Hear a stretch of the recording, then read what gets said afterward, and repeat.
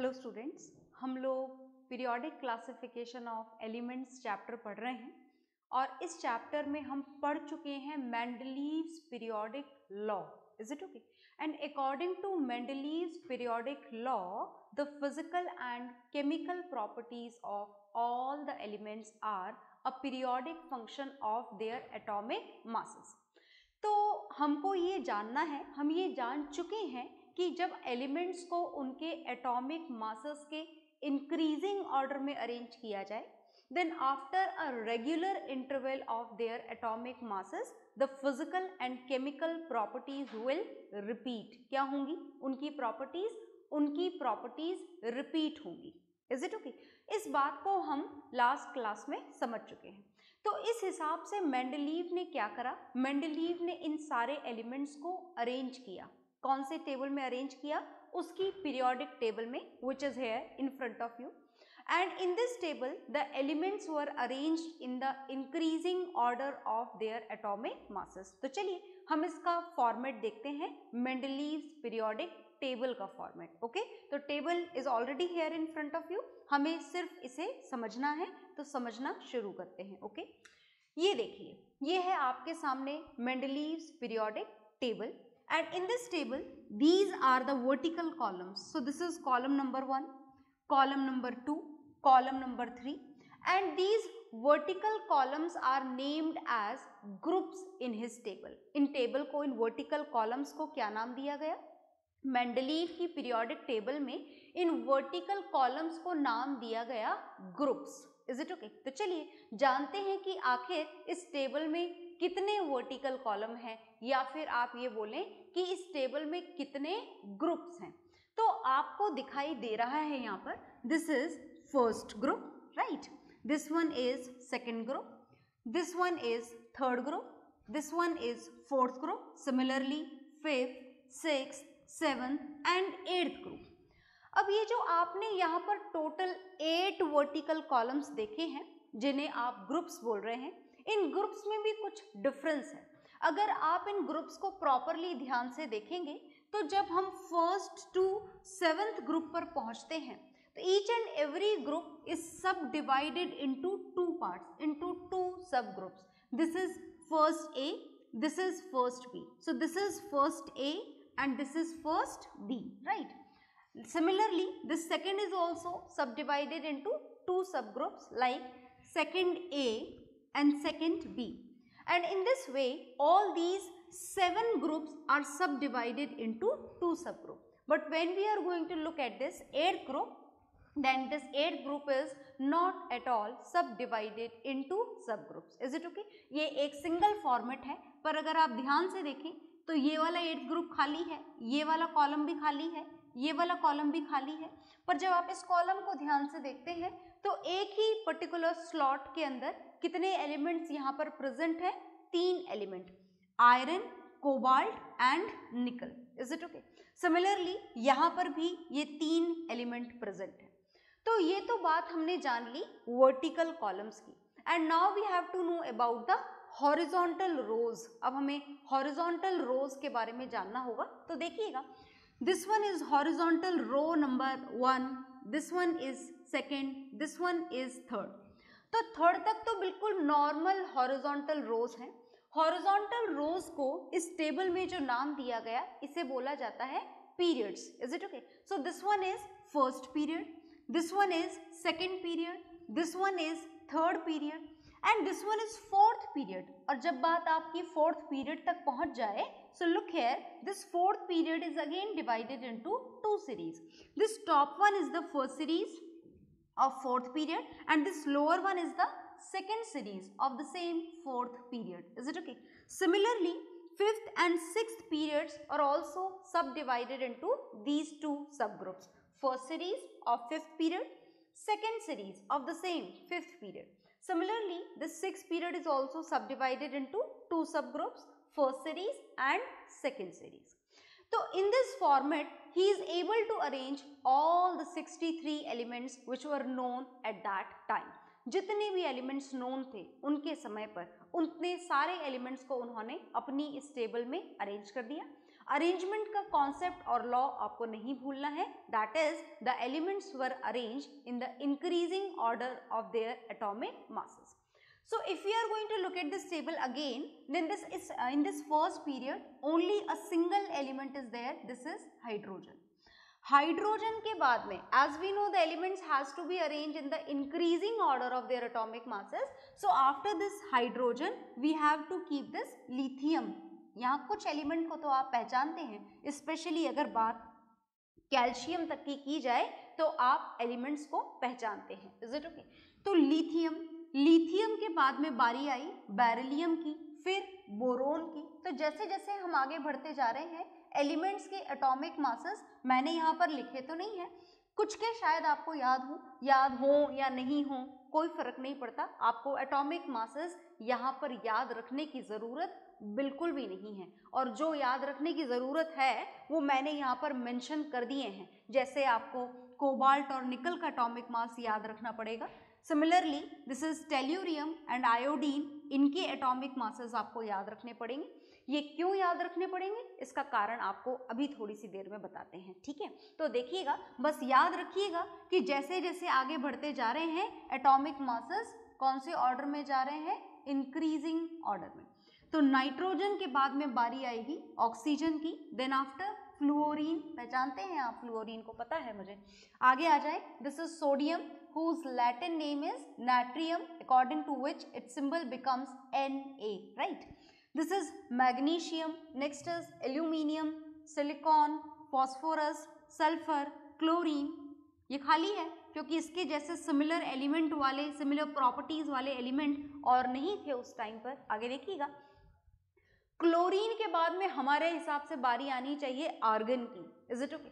Similarly fluorine के बाद में हमारे हिसाब से बारी आनी चाहिए नियॉन की, इज इट ओके? तो मैं आपको बता दूं कि जो नियॉन है, आर्गन है, इनको नोबल गैसेस बोला जाता है। क्या बोला जाता है इनको? Noble gases, whose octet and doublets are already completed, जिनके ऑक्टेट डबलेट पूरी तरीके से कंप्लीट होते हैं। मतलब ये वो एलिमेंट हैं जो ऑलरेडी स्टेबल हैं, अनरिएक्टिव हैं, इज इट ओके? और ये स्टेबल एलिमेंट, ये अनरिएक्टिव एलिमेंट इनके टाइम पर, मेंडलीव के टाइम पर, इस टेबल के फॉर्मेशन के टाइम पर नोन नहीं थे, और नोन नहीं होने के कारण इस टेबल के अंदर वो नोबल गैसेस इसमें एब्सेंट हैं, इज इट ओके? तो चलिए आगे चलते हैं। क्लोरीन के बाद में आर्गन की बारी आनी थी, but argon was not at all available at that time. तो आगे आ जाएं आप, आर्गन के बाद में आएगी बारी पोटेशियम की, this is potassium, this is calcium.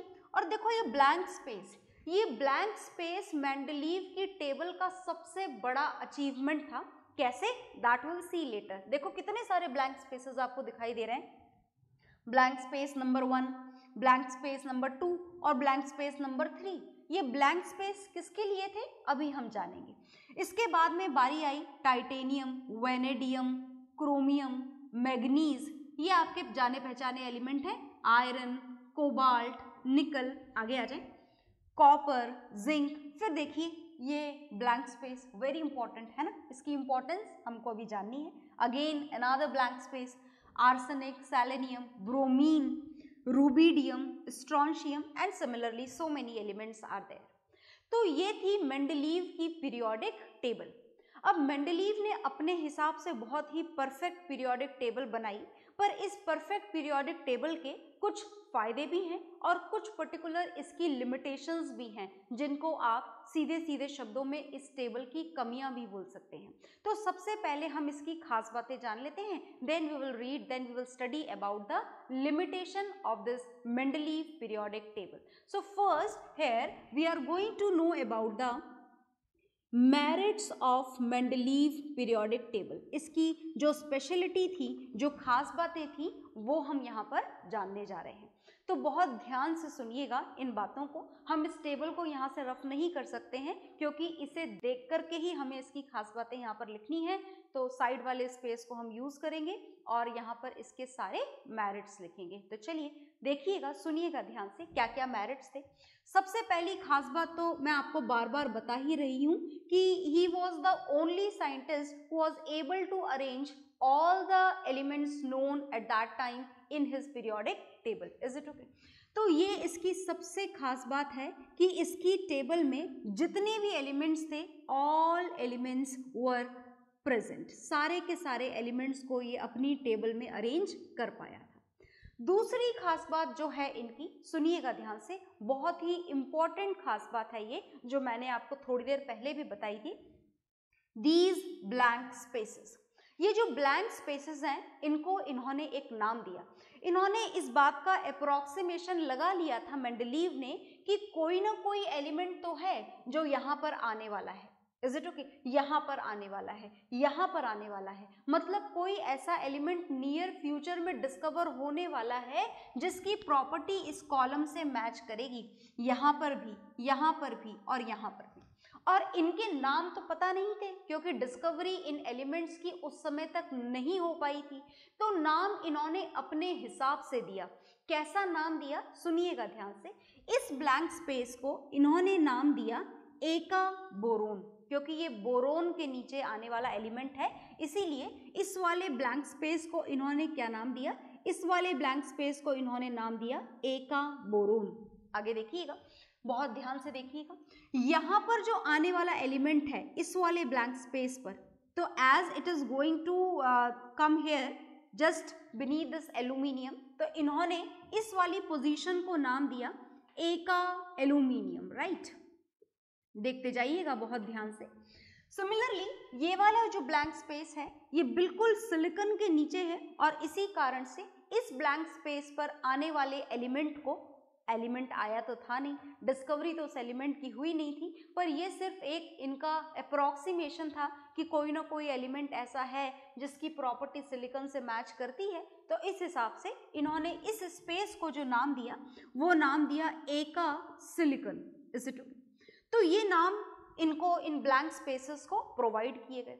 अब हुआ क्या, इन ब्लैंक स्पेस को देख करके, किसी भी ब्लैंक स्पेस को देख करके लोगों के अंदर जो जानने की क्यूरियोसिटी है वो बहुत बढ़ जाती है ना? बात समझ में आ रही है? जैसे आपके क्लासरूम में अगर किसी पर्टिकुलर बेंच को खाली छोड़ दिया जाए ये बोल करके that this space is for someone, है ना, तो आपके ये जानने की क्यूरियोसिटी बढ़ जाएगी कि ये स्पेस आखिर है किसके लिए। Is it okay? तो सिमिलरली जब मेंडलीव पीरियोडिक टेबल में ये 3 ब्लैंक स्पेसेस छोड़े गए तो लोगों की ये जानने की क्यूरियोसिटी बढ़ गई कि आखिर इन स्पेसेस पर वास्तव में कोई एलिमेंट आएगा भी या गलती से ये खाली जगह छोड़ दी गई हैं। और इस कारण से इन 3 एलिमेंट की जो डिस्कवरी की जो स्पीड थी वो बहुत ज़्यादा फास्ट हो गई और फटाफट से इन तीनों एलिमेंट को सर्च किया गया और मिल गए। चलिए देखते हैं तो इनकी जगह पर कौन कौन से एलिमेंट मिले। जब बात एका बोरोन वाले ब्लैंक स्पेस की जाए तो यहाँ के लिए जो एलिमेंट मिला था इट वाज स्कैंडियम। कौन सा एलिमेंट मिला था? स्कैंडियम। स्कैंडियम का सिंबल अगर आप देखना चाहें तो इसका सिंबल होता है SC, याद रखिएगा, first letter capital and second one should be small. Okay, बात अगर इस सेकेंड ब्लैंक स्पेस की जाए जो बिल्कुल एल्यूमिनियम के नीचे आपको दिखाई दे रही है, तो इस स्पेस के लिए जो एलिमेंट सूटेबल पाया गया जिसकी प्रॉपर्टी इस ब्लॉक के दूसरे एलिमेंट से मैच कर रही थी, दिस वाज गैलियम। और गैलियम का सिंबल अगर हम जानना चाहें तो गैलियम का सिंबल होता है Ga। और ये जो सिलिकॉन के नीचे वाला ब्लैंक स्पेस हमें दिखाई दे रहा है, इस सिलिकॉन के नीचे वाले ब्लैंक स्पेस के लिए जिसका उस टाइम पर एक पर्टिकुलर नाम रख दिया गया था एका सिलिकॉन, सिलिकॉन के जस्ट बाद आने वाला एलिमेंट, और इसका नाम जो बाद में पता लगा, जो एलिमेंट मिला इस ब्लॉक की प्रॉपर्टी से रिसेंबल करता हुआ एलिमेंट, दिस वाज जर्मेनियम। और जर्मेनियम के लिए जो सिंबल प्रोवाइड किया गया वो सिंबल था Ge। तो इस तरीके से इन तीनों एलिमेंट की फास्ट डिस्कवरी का जो क्रेडिट दिया जाता है वो किसको दिया जाता है? इन ब्लैंक स्पेसेस को, which were left by the Mendeleev in his periodic table. तीसरा जो इस पर्टिकुलर टेबल का मेरिट था वो था कि देखो ये 3 एलिमेंट डिस्कवर हुए नए। अब लोगों के सामने एक नया टारगेट था कि ये 3 एलिमेंट जो आए हैं, जैसे ही नई चीज आती है नया एलिमेंट आता है उसके बारे में बहुत सारी रिसर्चेस करनी होती हैं, इन एलिमेंट की क्या फिजिकल प्रॉपर्टीज़ हैं, इन एलिमेंट की क्या केमिकल प्रॉपर्टीज़ हैं। पर मेंडलीव पीरियोडिक टेबल के बने होने के कारण इन नए एलिमेंट की प्रॉपर्टीज़ की रिसर्च करने में ज़्यादा मेहनत नहीं करनी पड़ी। क्यों नहीं करनी पड़ी? क्योंकि यहाँ पर जो एलिमेंट आए they are having the properties which are resembling to these elements which are present in the particular group. Is it okay? तो फटाफट एलिमेंट की डिस्कवरी भी हो गई और उन एलिमेंट की प्रॉपर्टीज को भी क्या कर लिया गया? आइडेंटिफाई कर लिया गया। तो all the merits are there in front of you and this table is also there. So note it down in your science registers.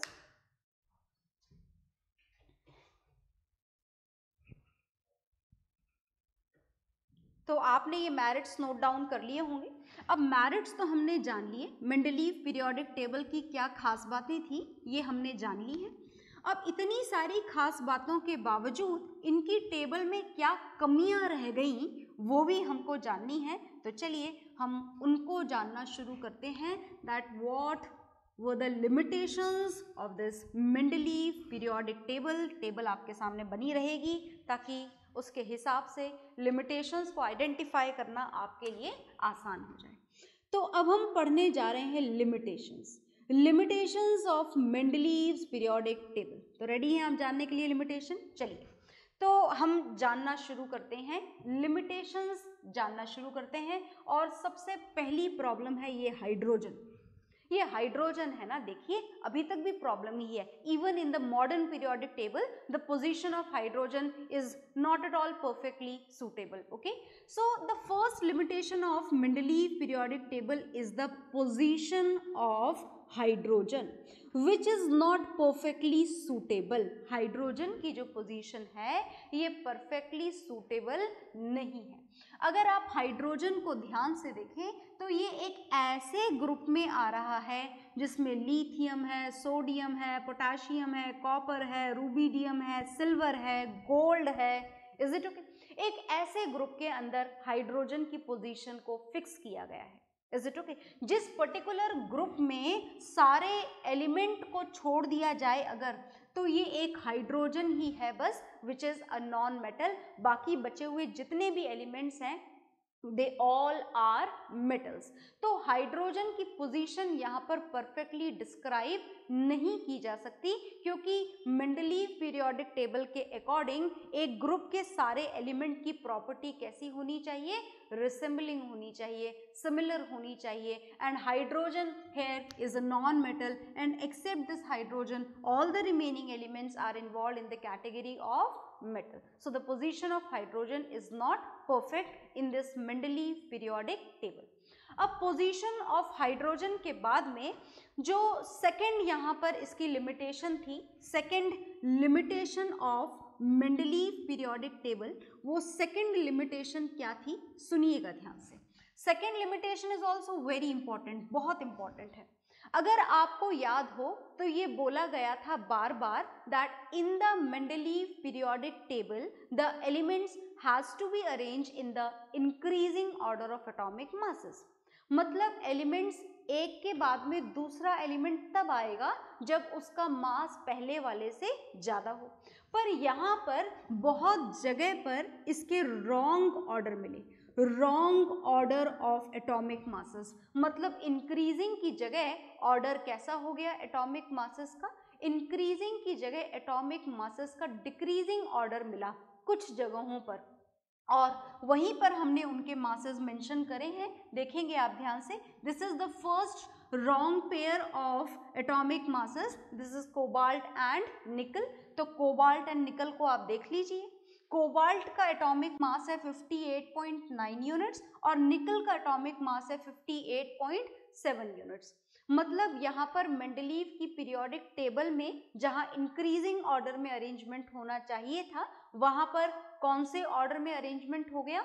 Decreasing order में। Is it okay? Another wrong pair is here, this is tellurium and this is iodine. यहाँ पर भी आप देख सकते हैं कि ये जो है डिक्रीजिंग ऑर्डर जा रहा है इंक्रीजिंग ऑर्डर की बजाय। तो ये यहाँ पर दो इसकी मिस्टेक थी। जहां पर इंक्रीजिंग ऑर्डर की बजाय हमें कौन सा ऑर्डर देखने को मिला, decreasing order of their atomic masses. अब जो थर्ड प्रॉब्लम है वो सुनिएगा, बहुत ध्यान से सुनिएगा। थर्ड पोजीशन है, थर्ड लिमिटेशन है पोजीशन ऑफ आइसोटोप्स। किसकी पोजीशन? Position of isotopes. क्या आप आइसोटोप्स का मतलब समझते हैं? बिल्कुल समझते होंगे। नहीं समझते तो हम एक बार जान लेते हैं। चलिए हाइड्रोजन के साथ में शुरुआत करते हैं। अगर आपको याद हो तो हाइड्रोजन के 3 आइसोटोप्स हमारे नेचर में अवेलेबल हैं। First isotope of hydrogen is 1H1. Here the atomic mass of this species is 1. The another isotope of hydrogen is 1H2 and this 2 is the atomic mass of this second isotope of hydrogen. And third isotope of hydrogen is 1H3. नाम याद है क्या आपको इनके? चलिए नाम भी लिख लेते हैं। This is the first isotope of hydrogen whose name is protium. Another isotope of hydrogen whose name is deuterium. And this is the third isotope of hydrogen whose name is, थोड़ा नीचे लिख देते हैं, whose name is tritium.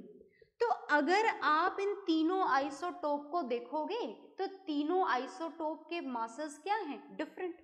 इसका मास 1 unit, इसका मास 2 unit, इसका मास 3 unit. Is it okay? और अगर मेंडलीव पीरियोडिक टेबल को देखा जाए तो इसमें तो एलिमेंट्स एटॉमिक मासेस के इंक्रीजिंग ऑर्डर में अरेंज्ड है। मतलब ये हुआ कि हाइड्रोजन के इन तीनों आइसोटोप के लिए पोजीशन अलग अलग होनी चाहिए थी।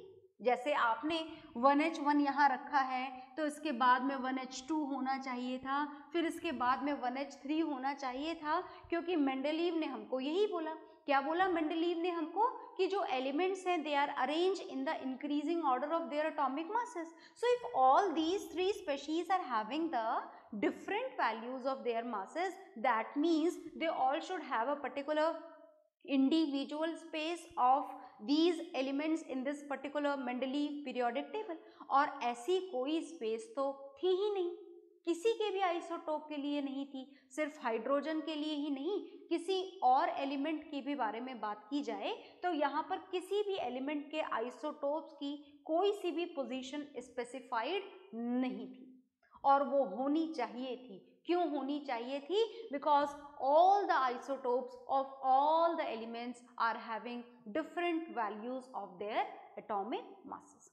तो ये था third limitation of Mendeleev periodic table. आप इन तीनों लिमिटेशन को नोट डाउन कर लीजिए।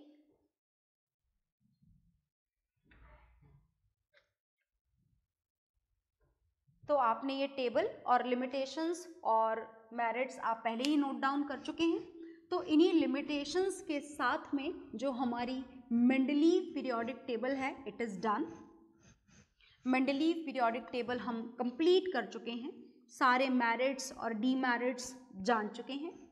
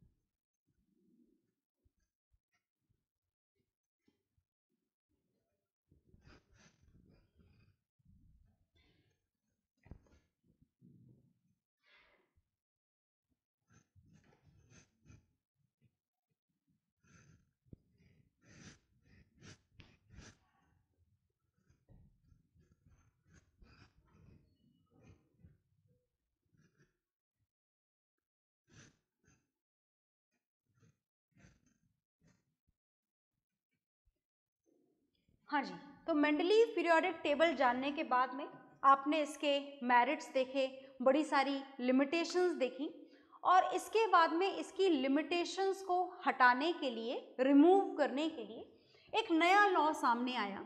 और ये जो नया लॉ था, this is modern periodic law. जिसके ऊपर बेस्ड है आपकी मॉडर्न पीरियोडिक टेबल। तो ये जो मॉडर्न पीरियोडिक लॉ है और जो मेंडलीव पीरियोडिक लॉ है उसमें सिर्फ एक वर्ड का डिफरेंस है। वो वर्ड कौन सा है देखिएगा। मेंडलीव पीरियोडिक लॉ में आपने पढ़ा था the physical and chemical properties of all the elements are a periodic function of their atomic masses। तो यहाँ पर मेंडलीव पीरियोडिक लॉ में से एटॉमिक मासेस वर्ड को हटा दिया गया और एटॉमिक मासेस वर्ड को हटा करके जो नया वर्ड इंट्रोड्यूस किया गया this was atomic number. Is it okay? That means according to this modern periodic law the physical and chemical properties लिखने जा रही हूं मैं, आप भी नोट डाउन कर ले साथ में। द फिजिकल एंड कौन सी properties? The physical and chemical properties, both of the properties. The physical and chemical properties of all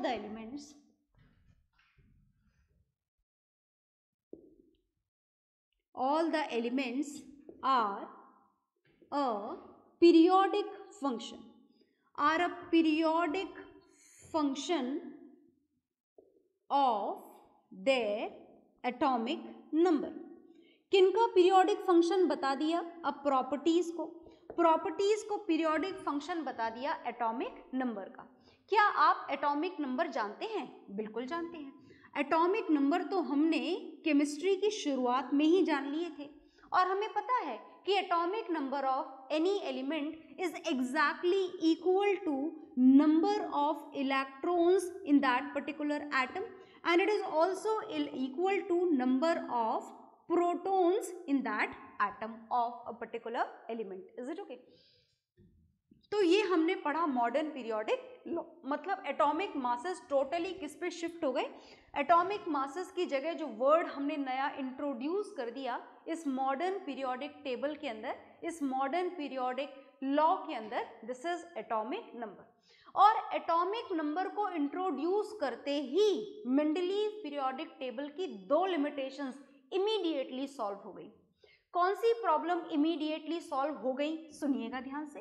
first problem जो थी इसकी that is the wrong order of atomic masses. जो रॉन्ग ऑर्डर हमने वहां पर 2-3 जगहों पर देखा था एटॉमिक मासेस का, वो प्रॉपरली इमीडिएटली सॉल्व हो गई। ये वाली प्रॉब्लम बची ही नहीं क्योंकि एलिमेंट्स को अब एटॉमिक मासेस के इंक्रीजिंग ऑर्डर में अरेंज किया ही नहीं गया। अब किसका इंक्रीजिंग ऑर्डर था? Increasing order of atomic number and according to that the elements were arrange in the correct order. Is it okay?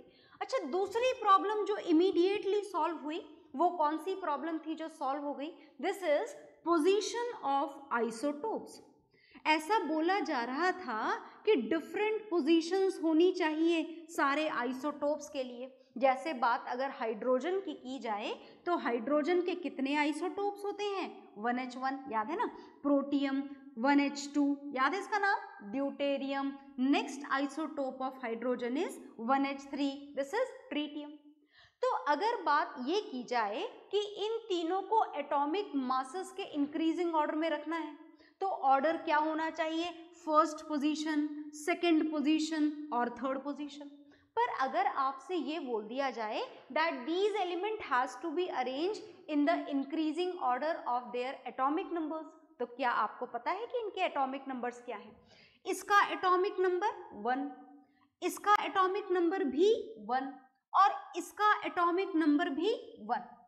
मतलब एटॉमिक नंबर के हिसाब से तीनों आइसोटोप्स की पोजीशन क्या होनी चाहिए? Exactly same. तो आपकी एटॉमिक नंबर के हिसाब से टेबल को अरेंज करते ही जो दो लिमिटेशंस थी मेंडलीव पीरियोडिक टेबल की वो क्या हो गई? सॉल्व हो गई। Is it okay? तो इसको आप मॉडर्न पीरियोडिक लॉ के साथ में नोट डाउन कर लीजिए। ओके,